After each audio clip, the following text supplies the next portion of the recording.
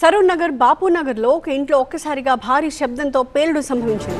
ప్రమాదంలో గోడలు కూలిపోయాయి, కిటికీల అద్దాలు పగిలి ఇల్లు తీవ్రంగా ధ్వంసమైపోయింది.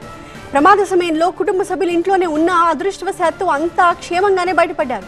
అయితే ఇంట్లోని గ్యాస్ సిలిండర్, ఫ్రిడ్జ్ అన్ని భద్రంగానే ఉన్నాయి. అగ్ని ప్రమాద ఆనవాళ్లు కూడా లేకపోవడంతో అసలు ఈ పేలుడు ఎలా జరిగింది అన్నది పెద్ద మిస్టరీగా మారింది.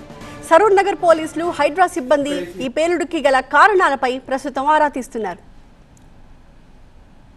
ఇక్కడ పిన్ ఉంటుంది యాక్చువల్గా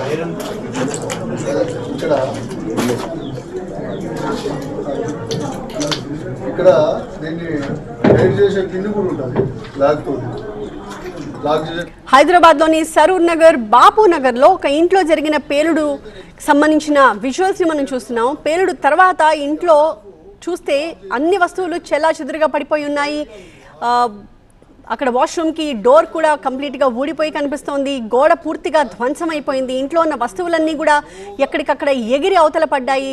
బీరువాలు, చెక్కలు అన్నీ కూడా విరిగిపోయిన దృశ్యాలు చాలా క్లియర్గా కనిపిస్తూ ఉన్నాయి. కానీ గ్యాస్ సిలిండర్ పేలలేదు, ఫ్రిడ్జ్ అలాగే ఉంది, గీజర్ కూడా పేలలేదు. అసలు దేనివల్ల ఈ పేలుడు జరిగింది, అసలు ఏం పేలితే ఈ ప్రమాదం సంభవించింది అన్నది ప్రస్తుతానికైతే ఇంతవరకు అంతు చిక్కలేదు. పోలీసులు ప్రస్తుతం ఆ కేసుని సీరియస్గా దర్యాప్తు చేస్తున్నారు. పేలుడు గల కారణాలు ఏంటి అన్నది వాళ్ళకి మిస్టరీగా మారింది.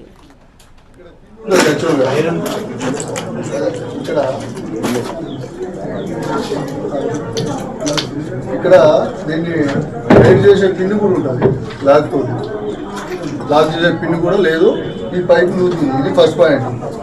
ఇక్కడ ఏదైతే రెగ్యులేటర్ ఆన్ ఆఫ్ ఉంది కదా, ఈ ఆన్ ఆఫ్ పూర్తిగా ఆఫ్ చేయలేదు.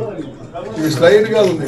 ఆఫ్ స్లైడ్గా ఆఫ్ ఉండటం వల్ల ఇక్కడ నుంచి ప్రాథమికంగా అంచనాలు బట్టి ఇక్కడ నుంచి గ్యాస్ స్లోగా ఇది లీక్ అవ్వకుండా వచ్చింది.